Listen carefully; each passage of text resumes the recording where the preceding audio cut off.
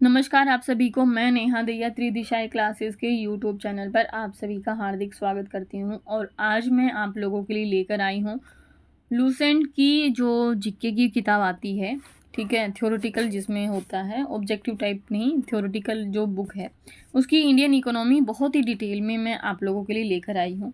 ये बुक बहुत महत्वपूर्ण होती है आपके सभी कॉम्पिटिटिव एग्जाम्स या वनडे एग्ज़ाम जो भी हैं, चाहे वो आपका एसएससी का एग्ज़ाम्स है, यूपी पीसीएस के एग्ज़ाम है, इवन प्री या पीसीएस लेवल का कोई भी एचसीएस है, राजस्थान का है, ठीक है, या फिर आपके DSSS के टीचिंग वाले एग्ज़ाम से, यानी जितने भी आपके एग्ज़ाम हैं जो वनडे एग्ज़ाम है, यूपी पुलिस के, पैट के, सेट के, ये जो भी एग्ज़ाम है उन सभी के लिए ये बुक बहुत ज़्यादा महत्वपूर्ण है, बहुत बहुत इम्पोर्टेंट है। उसी की इकोनॉमिक सीरीज हमने चलाई है, एक क्लास हमारी ऑलरेडी हो चुकी है, आज की क्लास हमारी दूसरी रहने वाली है। तो चलिए शुरू करते हैं हम आज की क्लास। जो लोग चैनल पर नए आए हैं वो लोग चैनल को सब्सक्राइब कर लीजिए, वीडियो पसंद आती है तो लाइक कीजिए, कोई डाउट है, कोई क्वेरी है तो कमेंट सेक्शन में मेंशन जरूर करें, मैं आप लोगों के जवाब जरूर दूंगी। तो बिना समय गवाए चलते हैं आज की क्लास पर। आज की क्लास में जो लोग नए आए हैं उनको मैं बता दूं कि पिछली क्लास में हमने पढ़ा था कि अर्थशास्त्र और अर्थव्यवस्था आखिर है क्या और दोनों के बीच में जो बेसिक अंतर है वो क्या है, ठीक है। विश्व बैंक की परिभाषाएं हमने देखी थी कि विश्व बैंक के अकॉर्डिंग भारत जो है वो कैसी अर्थव्यवस्था की श्रेणी में आता है, क्यों, और उसका वर्गीकरण जो होता है अर्थव्यवस्थाओं का, विभिन्न देशों की अर्थव्यवस्थाओं का वर्गीकरण किस तरीके से किया जाता है, वो सब हम अपने पिछली क्लास में देखे थे। अब आगे बढ़ते हैं। आर्थिक क्रिया किसी भी देश के व्यापारिक क्षेत्र, घरेलू क्षेत्र, सरकार द्वारा दुर्लभ संसाधनों के प्रयोग, वस्तु और सेवाओं के उपभोग, उत्पादन और वितरण से संबंधित है। तो सबसे पहले हमें यहाँ पर एक डेफिनेशन देखने को मिलती है कि आर्थिक क्रिया क्या है, ठीक है। तो आर्थिक क्रियाएं यानी किसी भी देश का कोई भी व्यापारिक क्षेत्र है जहाँ पर व्यापार हो रहा है, घरेलू क्षेत्र यानी आपका अपना घर भी हो सकता है, या फिर सरकार के द्वारा जितने भी दुर्लभ संसाधन हैं। दुर्लभ यहाँ पे क्यों प्रयोग किया गया? क्योंकि संसाधनों की जो मात्रा है वो लिमिटेड है, सीमित संसाधन है, तो इसीलिए उनको कहा गया दुर्लभ संसाधन। तो दुर्लभ संसाधनों के प्रयोग, वस्तु और सेवाओं के उपभोग जो हम उनको यूज करते हैं, उत्पादन कितना हम उसका प्रोडक्शन कर रहे हैं, वितरण यानी डिस्ट्रीब्यूशन, हर एक व्यक्ति तक उसकी पहुंच जो है उन सभी से संबंधित है। तो आर्थिक क्रियाएं क्या है? मुख्यतः किसी भी देश के व्यापारिक क्षेत्र, घरेलू क्षेत्र और सरकार के द्वारा जो सीमित संसाधन है उनके प्रयोग, वस्तु और सेवाओं के उपभोग, उत्पादन और वितरण से संबंधित है। निजी क्षेत्र और बाजार के सापेक्ष राज्य और सरकार की भूमिका के आधार पर हम अर्थव्यवस्थाओं का वर्गीकरण 3 तरीके से कर सकते हैं, ठीक है। तो निजी क्षेत्र यानी प्राइवेट सेक्टर और बाजार यानी मार्केट के सापेक्ष में, और इसके साथ ही राज्य और सरकार की भूमिका क्या है, निजी क्षेत्र की और बाजार की क्या भूमिका रहती है या सरकार की भूमिका क्या रहती है, इन सभी के आधार पर हम अर्थव्यवस्थाओं का वर्गीकरण 3 तरीके से करते हैं। कौन कौन सी 3 अर्थव्यवस्थाएं हैं वो? तो उनमें सबसे पहली है पूंजीवादी अर्थव्यवस्था, ठीक है। कल भी मैंने इसका थोड़ा सा एक बारीक सा बताया था कल की क्लास में भी कि पूंजीवादी अर्थव्यवस्था क्या होती है, मिश्रित अर्थव्यवस्था क्या होती है और समाजवादी या साम्यवादी अर्थव्यवस्था क्या होती हैं। इनके बारे में मैंने हल्का सा डिटेल आपको कल दिया था। आज हम थोड़ा सा और डिटेल से देखेंगे इस चीज़ को, थोड़े से गहन जानकारी लेंगे। तो सबसे पहले पूंजीवादी अर्थव्यवस्था देखते हैं क्या है। तो पूंजीवादी अर्थव्यवस्था में क्या उत्पादन करना है, कितना उत्पादन करना है, उसे किस कीमत पर बेचना है, ये सब बाजार तय करता है, ठीक है। कौन तय करता है? बाजार। यानी और इसमें सरकार की भूमिका बिल्कुल नहीं होती या बहुत ही नगण्य होती। नगण्य मतलब जीरो के समान होती, ठीक है। तो पूंजीवादी अर्थव्यवस्था में क्या उत्पादन होना है, कितना उत्पादन किया जाएगा, किसी कीमत पर बेचा जाएगा, ये सब कौन डिसाइड करता है? मार्केट। जैसे कि मार्केट में जैसे ठंड है तो ठीक है, यानी एक आप ऐसे स्थान पर रह रहे हो जो पहाड़ी एरिया है। अब पहाड़ी एरिया है तो वहाँ पर क्या है, ठंड पड़ती है बहुत ज़्यादा। वहाँ की मार्केट के हिसाब से क्या कहा जाएगा, कैसे कपड़ों की वहाँ पर डिमांड होगी? डिमांड होगी ऊनी वस्त्र की, ठीक है, या गर्म कपड़ों की। अब वहाँ पे सूती वस्त्र तो पहन नहीं सकते हो आप क्योंकि उनका यूज़ नहीं है, वहाँ पर ठंड के कपड़े चाहिएंगे आपको। तो डिमांड किस चीज़ की है वहाँ पर? गर्म कपड़ों की। अब गर्म कपड़ों की जब डिमांड है वहाँ पे, तो वहाँ पे प्रोडक्शन भी किस चीज़ का होगा? ऊनी कपड़ों का, या ऊन का ज़्यादा प्रोडक्शन होगा वहाँ पे। अब ये ऊन का प्रोडक्शन जो है और ये गर्म कपड़ों का जो प्रोडक्शन है वो किसने डिसाइड किया? यहाँ पर सरकार की तो भूमिका नहीं है, यहाँ पर लोगों की डिमांड है कि वहाँ पर किस चीज़ का प्रोडक्शन होगा, गर्म कपड़ों का या ऊन का प्रोडक्शन होगा। ठीक है, अब प्रोडक्शन तो हो गया है, इतना तो ठीक बात है, लेकिन उसको किस कीमत पर बेचना है? ठीक है, क्या उत्पादन करना है ये भी डिसाइड हो गया है कि गर्म कपड़े उत्पादन करनी, कितना उत्पादन करना है, ये डिमांड के हिसाब से आपका प्रोडक्शन होगा कि कितनी मात्रा में वहाँ पर डिमांड की जा रही है। सपोज वहाँ पर 1000 लोग रहते हैं और वहाँ पर डिमांड उन कपड़ों की 700 से 800 है या इतनी है, तो अगर वहाँ पर आप उसका 10,000 यूनिट का प्रोडक्शन कर देते हो तो कोई मतलब का नहीं है। तो इसीलिए वहाँ की जनसंख्या का कैलकुलेशन करके वहाँ की डिमांड का कैलकुलेशन किया जाएगा कि कितनी डिमांड हो रही है, उस हिसाब से प्रोडक्शन होगा। अब उसे किस कीमत पर बेचना है, ये किस कीमत पर बेचना है, ये सब भी मार्केट के हिसाब से अगर तय हो रहा है तो वहाँ पर पूंजीवादी अर्थव्यवस्था है। लेकिन अगर वहाँ पर लोगों की अर्थव्यवस्था को देखते हुए सरकार इंटरफेयर करती है और सरकार एक बेसिक प्राइस वहाँ पर ऊन का तय कर देती है कि इतने रुपए किलो हिसाब से रुई बिकेगी, इतने हिसाब से धागा बिकेगा, ये सब अगर तय हो जाता है तो गर्म कपड़ों को सीलने वाले, बनाने वाले अपने आप से ही मार्केट के हिसाब से उसका तय प्राइस जो है वो तय कर देते हैं। ठीक है, लेकिन एक ऐसी अर्थव्यवस्था जिसमें यहाँ पर सरकार बिल्कुल ही कोई भूमिका ना करे, ठीक है, किसी का कोई मतलब ही ना हो, केवल मार्केट के हिसाब से सब चीज़ें तय हों, तो ऐसी अर्थव्यवस्था को कहा जाएगा पूंजीवादी अर्थव्यवस्था। ठीक है, और पूंजीवादी अर्थव्यवस्था मुख्यतः किन देशों में पाई जाती है? जैसे विकसित जो कंट्री हैं, ठीक है, उनमें मुख्य तौर पर पूंजीवादी अर्थव्यवस्था पाई जाती है। ठीक है, इसमें एक नोट है यहाँ पर, और ये जो नोट है 1776 में प्रकाशित एडम स्मिथ एक बहुत ही अच्छे अर्थशास्त्री रहे हैं, उनकी किताब थी द वेल्थ ऑफ नेशन। यहाँ पे ये है द वेल्थ ऑफ नेशंस। ठीक है, 1776 में ये प्रकाशित हुई थी। उसी को पूंजीवादी अर्थव्यवस्था का उद्गम स्रोत माना जाता है। ठीक है, तो क्वेश्चन आपसे पूछा जा सकता है कि किस किताब को पूंजीवादी अर्थव्यवस्था का उद्गम स्रोत माना जाता है? तो एडम स्मिथ की किताब है द वेल्थ ऑफ नेशन। दूसरा क्वेश्चन यहाँ से पूछा जा सकता है कि द वेल्थ ऑफ नेशंस के जो राइटर हैं वो कौन हैं? तो एडम स्मिथ हैं और ये 1776 में प्रकाशित हुई थी। चलते हैं आगे। आगे हम देखते हैं राज्य अर्थव्यवस्था। ठीक है, तो दूसरा जो पार्ट है वो क्या है? राज्य अर्थव्यवस्था। राज्य अर्थव्यवस्था में क्या होता है? इस अर्थव्यवस्था की उत्पत्ति पूंजीवादी अर्थव्यवस्था की लोकप्रियता के विरोध स्वरूप हुई है। ठीक है, यानी पहले एक अर्थव्यवस्था थी जो पूंजीवादी अर्थव्यवस्था थी, जिसमें सरकार का कोई भूमिका नहीं होती थी।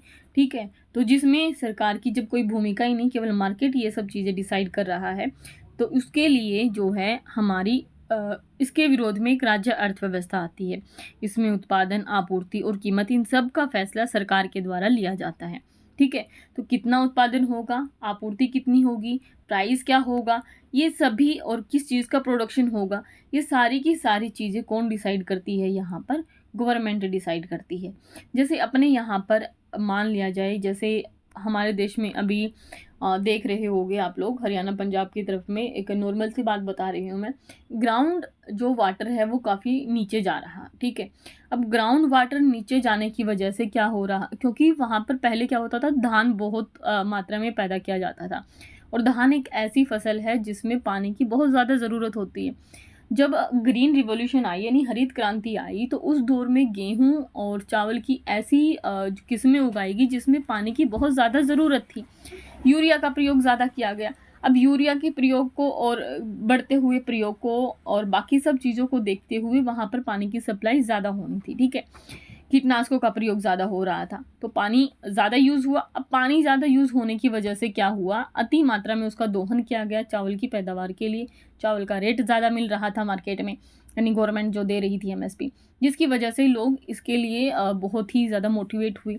उन्होंने चावल को उगाना शुरू कर दिया, इतनी मात्रा में उगाया, इतनी मात्रा में पानी का दोहन किया कि जो ग्राउंड लेवल था पानी का वो बहुत ही नीचे चला गया।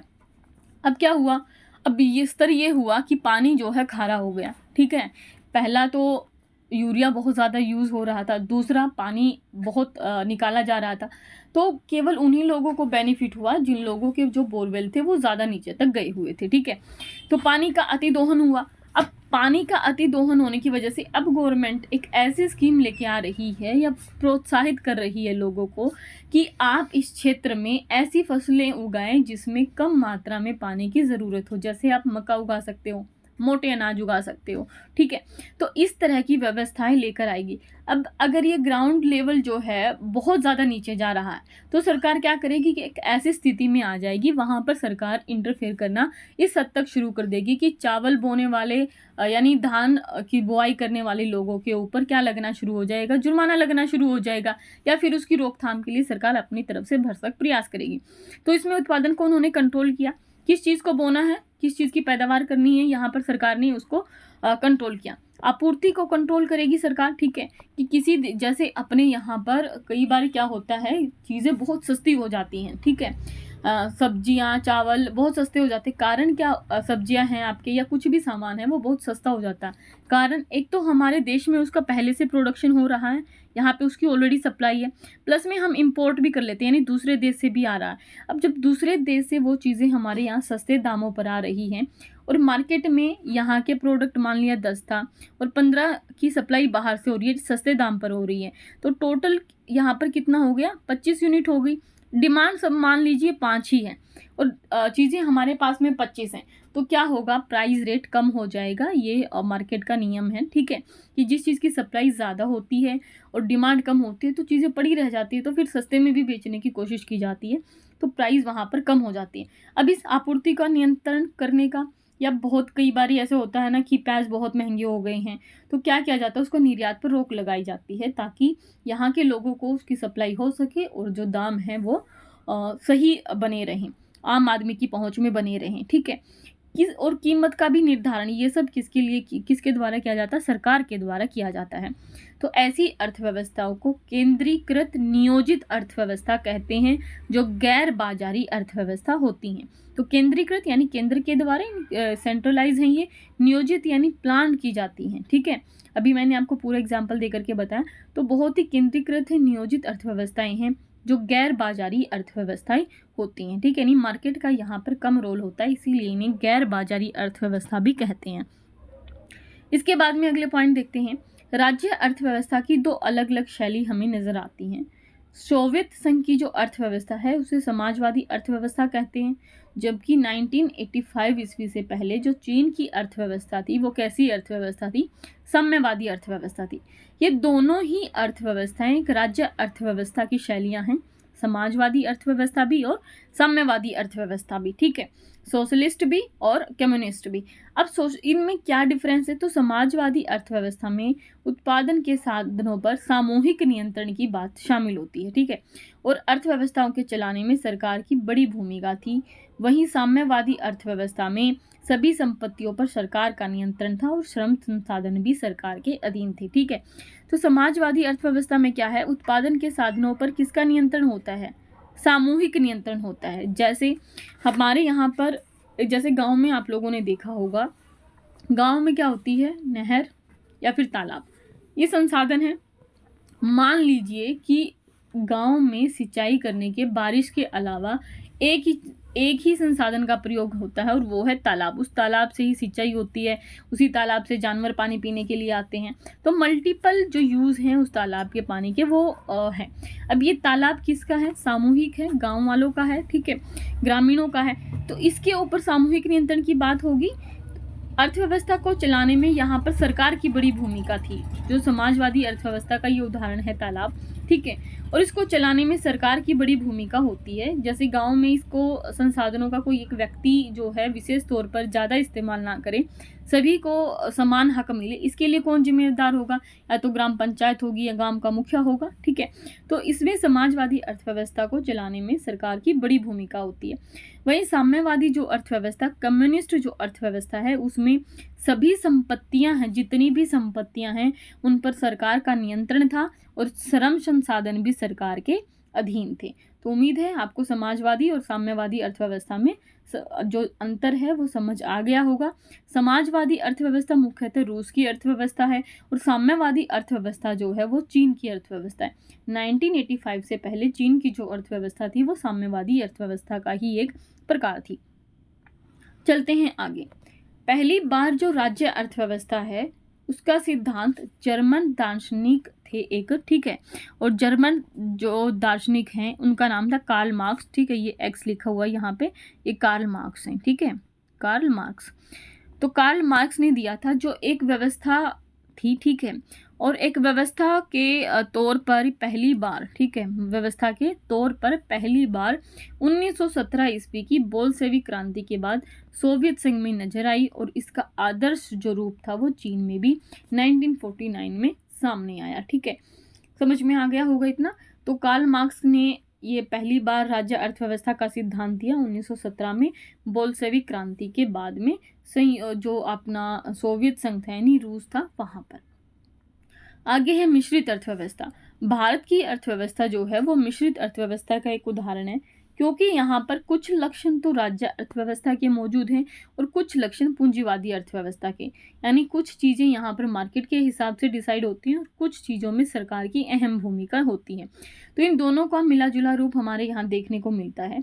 द्वितीय विश्व युद्ध की समाप्ति के बाद उपनिवेशवाद के चुंगल से निकले दुनिया के कई सारे देशों ने मिश्रित अर्थव्यवस्था को अपनाया।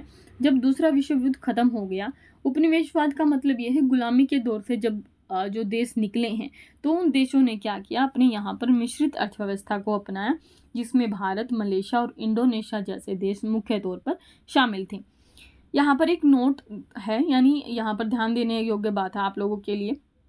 केन्स ने सुझाव दिया था, ये एक अर्थशास्त्री थे, कि पूंजीवादी अर्थव्यवस्था को, यानी जहाँ पर सब चीज़ें मार्केट से डिसाइड होती हैं, उसको समाजवादी अर्थव्यवस्था की ओर कुछ कदम बढ़ाने चाहिए।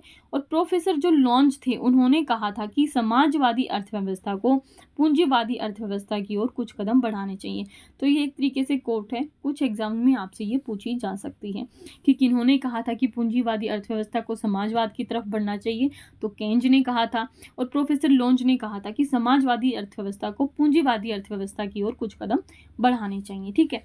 तो कुल मिलाकर के बात यही है कि इन दोनों का मिला जुला रूप मिला करके अगर किसी अर्थव्यवस्था को चला जाए तो वो बेहतरीन अर्थव्यवस्थाएं साबित हो सकती हैं, जिसमें भारत की अर्थव्यवस्था इसका एक उदाहरण है। आज भारत विश्व की 5वीं सबसे बड़ी अर्थव्यवस्था बनने की ओर अग्रसर है, बन भी गया है, ठीक है। इसके बाद में हम देखते हैं आगे अर्थव्यवस्था के क्षेत्र, ठीक है। तो आप लोगों ने पढ़ा होगा, सुना भी होगा कि अर्थव्यवस्था में प्राथमिक क्षेत्र, द्वितीय क्षेत्र, तृतीय क्षेत्र, ठीक है, ये इस तरह के क्षेत्र शामिल होते हैं। तो मानव के वो तमाम क्रियाकलाप जो आय सृजन में सहायक होते हैं उन्हें आर्थिक क्रिया की संख्या दी गई है। तो अर्थव्यवस्था के क्षेत्रों में मानव के वो तमाम क्रियाकलाप जो आय सृजन में सहायक होते हैं यानी मदद करते हैं उन्हें आर्थिक क्रियाओं की संख्या दी गई है, जिसमें उत्पादन, वितरण, उपभोग ये सब चीज़ें शामिल होती हैं। आर्थिक क्रिया किसी देश के व्यापारिक क्षेत्र, घरेलू क्षेत्र और सरकार के द्वारा जितने भी दुर्लभ संसाधन होते हैं उनके प्रयोग, वस्तु और सेवाओं के उपभोग, उत्पादन और वितरण से संबंधित होते हैं, ठीक है। ये सब हम पढ़ चुके हैं पहले भी। तो अर्थव्यवस्था की आर्थिक गतिविधियों को मुख्य तौर पर 3 श्रेणियों में बांटा गया है, जिन्हें अर्थव्यवस्था का क्षेत्र कहा जाता है। सबसे पहले प्राथमिक क्षेत्र, यानी अर्थव्यवस्था का यह क्षेत्र प्रत्यक्ष रूप से, ठीक है, प्रत्यक्ष रूप से पर्यावरण पर निर्भर होता है। जैसे हमारी कृषि है, डायरेक्ट किसके ऊपर निर्भर करती है, ये प्रत्यक्ष रूप से पर्यावरण पर निर्भर करती है। इन गतिविधियों का जो मुख्य संबंध होता है वो भूमि से होता है। भूमि से किसका संबंध, जैसे कृषि है तो कृषि का संबंध किससे हो गया, भूमि से। जल, यानी जल से संबंधित होगा मछली पालन यानी मत्स्य पालन। वनस्पति, जो बागवानी वगैरह हम जो करते हैं, ठीक है, वनस्पति से हो गया। खनिज, जैसे खनन वगैरह का जो काम हो गया, खुदाई हो गया, जैसे प्राकृतिक संसाधनों से है। तो इस तरीके से आप भूमि, जल, वनस्पति और खनिज जैसे 4 चीज़ों को याद रख करके प्राथमिक क्षेत्र के जो चीज़ें हैं या जो क्षेत्र हैं उनको आप समझ सकते हो। यानी इनमें आपको डायरेक्ट मुख्य तौर पर पर्यावरण की भूमिका देखने को मिलेगी, ठीक है। इसीलिए इसे प्राथमिक क्षेत्र कहा जाता है। जैसे कृषि है, आपका पशुपालन है, मत्स्य पालन है, खनन और इनसे संबंधित जितनी भी गतिविधियां हैं उन सभी को मुख्य तौर पर प्राथमिक क्षेत्र में रखा जाता है। इसमें जो श्रमिक संलग्न होते हैं, यानी लगे हुए होते हैं, उनके श्रम की जो प्रकृति को देखते हुए इन्हें रेड कॉलर जॉब के जरिए इन्हें संकेत किया जाता है, ठीक है। तो प्राथमिक क्षेत्र में लगे हुए जो लोग होते हैं उन्हें रेड कॉलर जॉब वाले लोग कहा जाता है, ठीक है। तो रेड कॉलर जॉब किससे संबंधित है, प्राथमिक क्षेत्र से संबंधित है। और प्राथमिक क्षेत्र किससे संबंधित है? ये ऐसी गतिविधियों से संबंधित है जो डायरेक्ट पर्यावरण पर निर्भर करते हैं, यानी प्रत्यक्ष तौर पर पर्यावरण पर निर्भर हैं। देखते हैं आगे।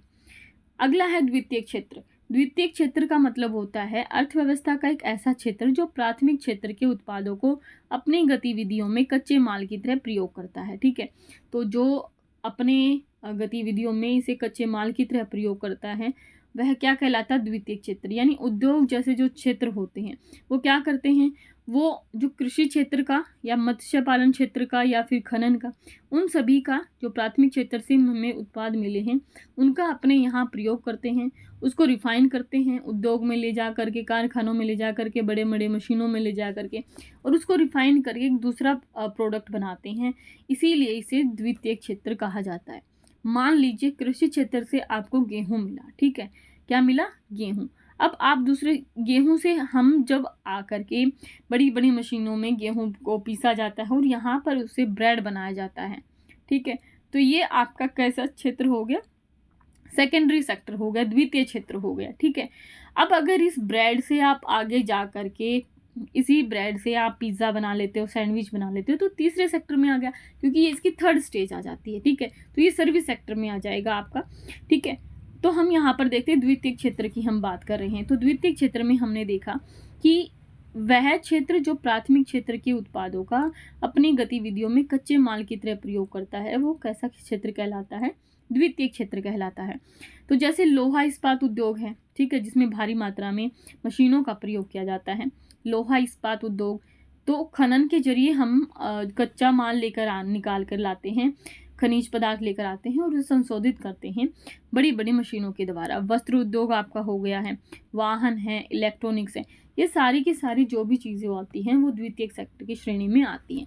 वास्तव में इस क्षेत्र में विनिर्माण कार्य होता है, इसी कारण इसे औद्योगिक क्षेत्र भी कहा जाता है। इसमें लगे हुए कुशल श्रमिकों को व्हाइट कॉलर जॉब के अंतर्गत स्थान दिया जाता है, जबकि उत्पादन प्रक्रिया यानी प्रत्यक्ष रूप से जो श्रमिक लगे हुए हैं उन्हें ब्लू कॉलर जॉब के अंतर्गत रखा जाता है। तो जो लोग इंडस्ट्रियल सेक्टर में काम करते हैं उन्हें व्हाइट कॉलर जॉब के नाम से जो श्रमिक वहाँ पर काम कर रहे होते हैं, कुशल लोग जैसे इंजीनियर वगैरह जो लोग लगे हुए होते हैं उन्हें व्हाइट कॉलर जॉब की श्रेणी में रखा जाता है। लेकिन उत्पादन प्रक्रिया में जो डायरेक्ट जो लेबर लगे हुए होते हैं, जो श्रमिक लगे हुए होते हैं, उन्हें ब्लू कॉलर जॉब के अंतर्गत रखा जाता है। तीसरा है तृतीय क्षेत्र। तो इस क्षेत्र में विभिन्न प्रकार की सेवाओं का उत्पादन किया जाता है, जैसे बीमा, बैंकिंग, चिकित्सा, शिक्षा, पर्यटन आदि। इस क्षेत्र को सेवा क्षेत्र के रूप में भी जाना जाता है। तो तीसरा सेक्टर में कौन से आ गया? आपका बीमा है, बैंक है, चिकित्सा है, शिक्षा है, पर्यटन है। ठीक है, तो ये सारी की सारी चीज़ें आपकी तृतीय सेक्टर में आती हैं, इसीलिए इसे सर्विस सेक्टर के नाम से भी जाना जाता है। ठीक है, उम्मीद है आपको इतना समझ में आ गया होगा। आगे है आर्थिक संवृद्धि और आर्थिक विकास। ठीक है, तो सबसे पहले हम देखते हैं कि आर्थिक संवृद्धि क्या होती है। तो आर्थिक संवृद्धि से हमारा अभिप्राय है किसी भी समय अवधि में किसी अर्थव्यवस्था में होने वाली वास्तविक आय से है। ठीक है, तो जो रियल इनकम होती है उसे हम क्या कहते हैं? आर्थिक संवृद्धि है। सामान्यतः यदि सकल राष्ट्रीय उत्पाद यानी जीएनपी में सकल राष्ट्रीय और सकल घरेलू उत्पाद, एक जीएनपी है, यहाँ पे ये टर्म आगे आएंगी, बहुत डिटेल में मैं आप लोगों को समझाऊंगी कि जब एक देश की कुल इनकम होती है जिसमें विदेशों से भी जो हमारी इनकम होती है वो शामिल होती है तो उसे सकल राष्ट्रीय उत्पाद कहेंगे। और जब एक क्षेत्र की सीमा के अंदर अगर जो प्रोडक्शन होता है तो उसे सकल घरेलू उत्पाद कहेंगे। या फिर आपके प्रति व्यक्ति आय में वृद्धि हो रही है तो हम कहते हैं कि आर्थिक संवृद्धि हो रही है, इकोनॉमिक जो ग्रोथ है वो हो रही है। अर्थात आर्थिक संवृद्धि उत्पादन की वृद्धि से संबंधित है। तो आर्थिक संवृद्धि का सीधा मतलब किससे है? उत्पादन की वृद्धि से है, जिसमें कि परिमाणात्मक परिवर्तन होते हैं, क्वांटिटी बेस होते हैं। ठीक है, परिमाण का मतलब होता है क्वांटिटी, तो यहाँ पर केवल क्वांटिटी के हिसाब से परिवर्तन होते हैं, जो कि आपकी श्रम शक्ति, उपभोग, पूंजी, व्यापार की मात्रा में प्रसार के साथ धीरे धीरे आगे बढ़ता है। किसी भी देश की आर्थिक संवृद्धि का सर्वाधिक जो उपयुक्त मापदंड होता है वो प्रति व्यक्ति वास्तविक आय होती है। ठीक है, तो आर्थिक संवृद्धि का सबसे उचित जो मापदंड होता है वो क्या है? प्रति व्यक्ति वास्तविक आय होता है। अब देखते हैं आर्थिक विकास। तो आर्थिक विकास की धारणा आर्थिक समृद्धि से थोड़ा अलग होती है, थोड़ी बढ़ जाती है इससे, क्योंकि आर्थिक विकास में मुख्यतः जो हमारी वृद्धि हो रही है उसके अलावा सामाजिक, सांस्कृतिक, ठीक है, आर्थिक, ये गुणात्मक और परिणामात्मक सभी परिवर्तनों से संबंधित होता है। यानी आर्थिक विकास तभी कहा जाएगा जब व्यक्ति के जीवन की गुणवत्ता में सुधार हो रहा है। मान लिया आपकी इनकम तो अच्छी है लेकिन आपकी एजुकेशन अच्छी नहीं है, लिटरेसी रेट जो है वो अच्छी नहीं है, सामाजिक स्तर पर आपका कोई ग्रोथ नहीं हुआ है, आपके शरीर जो आपके जो बच्चे हैं, आपकी फैमिली जो है, उनका न्यूट्रिशन का लेवल यानी पोषण का स्तर बहुत ही कम है, स्वास्थ्य सेवाएं उन तक मिल नहीं रही है, प्रति व्यक्ति जो उपभोग है उनका, यानी दूध अच्छे से नहीं मिल रहा, खाना अच्छे से नहीं मिल रहा है, तो इसका कोई अर्थ नहीं रह जाता है। इसीलिए आर्थिक विकास की माप में कुछ ज़्यादा चर इसमें शामिल हो जाते हैं, जैसे आर्थिक, राजनीतिक, सामाजिक संस्थाओं के स्वरूप में परिवर्तन, शिक्षा में परिवर्तन, साक्षरता दर, जीवन प्रत्याशा यानी जीवन जीने की जो दर होती है, पोषण का स्तर, स्वास्थ्य सेवाएं, प्रति व्यक्ति उपभोग वस्तुएं आदि इसमें शामिल होती है। आर्थिक विकास मूलतः क्या है? मानव विकास ही है। ठीक है, तो आर्थिक विकास का संदर्भ किससे है? मूल मानव का जो विकास है उसी से संबंधित है, यानी जीवन की गुणवत्ता से संबंधित है। भारतीय मूल के नोबेल पुरस्कार विजेता थे अर्थशास्त्री प्रोफेसर अमर्त्य सेन। उन्होंने आर्थिक विकास को अधिकारिता तथा क्षमता के विस्तार के रूप में परिभाषित किया है। ठीक है, तो अमर्त्य सेन नोबेल पुरस्कार विजेता हैं, अर्थशास्त्री हैं भारत के ये। उन्होंने आर्थिक विकास को अधिकारिता और क्षमता के विस्तार के रूप में परिभाषित किया है, जिसका मतलब है कि जीवन पोषण हो, आत्मसम्मान हो और स्वतंत्रता भी हो। ठीक है, यानी प्रत्येक चीज़ें आपको अच्छे तरीके से मिल सके, आत्मसम्मान के साथ व्यक्ति का जीवन हो सके, उसमें पर्याप्त स्वतंत्रता उसे मिले, ये सब चीज़ें अगर शामिल हैं तो वहाँ पर व्यक्ति का आर्थिक विकास हो रहा है। महबूब उल हक, ये मूलतः पाकिस्तानी अर्थशास्त्री थे, ठीक है, ने आर्थिक विकास को गरीबी के विरुद्ध लड़ाई के रूप में परिभाषित किया है, चाहे वह गरीबी का कोई भी रूप क्यों ना हो। इसके बाद में हम देखते हैं यहाँ पर दोनों में अंतर बताया गया है कि आर्थिक समृद्धि और आर्थिक विकास में मूलतः क्या अंतर है। तो आर्थिक समृद्धि में केवल यहाँ पर हम देखते हैं जो परिमाणात्मक परिवर्तन होते हैं, यानी राष्ट्रीय उत्पाद के आकार में परिवर्तन होता है। आर्थिक चर यानी जिनका क्वांटिटी माप संभव हो उसी में परिवर्तन होता है। जैसे आपकी इनकम पहले थी 50,000 रुपया, ठीक है, अब आपकी इनकम 50,000 से बढ़ करके 1,00,000 हो गया है। तो ये जो 50,000 का जो परिवर्तन यहाँ पर दिख रहा है, ठीक है, यानी 50,000 का जो यहाँ पर डिफरेंस हो रहा है या जो बढ़ोतरी हो रही है, ये क्या है? आपकी आर्थिक समृद्धि है। अब बात करते हैं, अगर ये 1,00,000 जो इनकम है, इसका प्रयोग आप अपने बच्चों की एजुकेशन पर कर रहे हैं, पोषण पर कर रहे हैं, चिकित्सा क्षेत्र में कर रहे हैं, तो आपके परिवार का आर्थिक विकास हो रहा है। ठीक है, तो आर्थिक विकास इज इक्वल टू क्या होता है? परिमाणात्मक एवं गुणात्मक परिवर्तन होते हैं। तो राष्ट्रीय उत्पाद प्लस जीवन की गुणवत्ता में सुधार अगर हो रहा है तथा आर्थिक और अनार्थिक चरों में परिवर्तन हो रहा है, तो इसका मतलब ये है कि आपका आर्थिक विकास हो रहा है और मूलतः मानव का विकास यहाँ पर हो रहा है। तो ये थी हमारी आज की क्लास। उम्मीद है आप लोगों को पसंद आई होगी। कोई भी क्वेरी है तो आप कमेंट सेक्शन में मेंशन ज़रूर करें। ठीक है, कोई भी डाउट है तो वो भी आप कमेंट सेक्शन में मेंशन करें। इसके अलावा चैनल को सब्सक्राइब करें अगर आप चैनल पर नए आए हैं तो, और वीडियो को शेयर करना बिल्कुल ना भूलें। मिलती हूँ ऐसी ही इसकी अगली सीरीज़ के साथ में अगली क्लास में। तब तक पढ़ते रहिए, आगे बढ़ते रहिए, अपना और अपनों का ख्याल रखिए। धन्यवाद।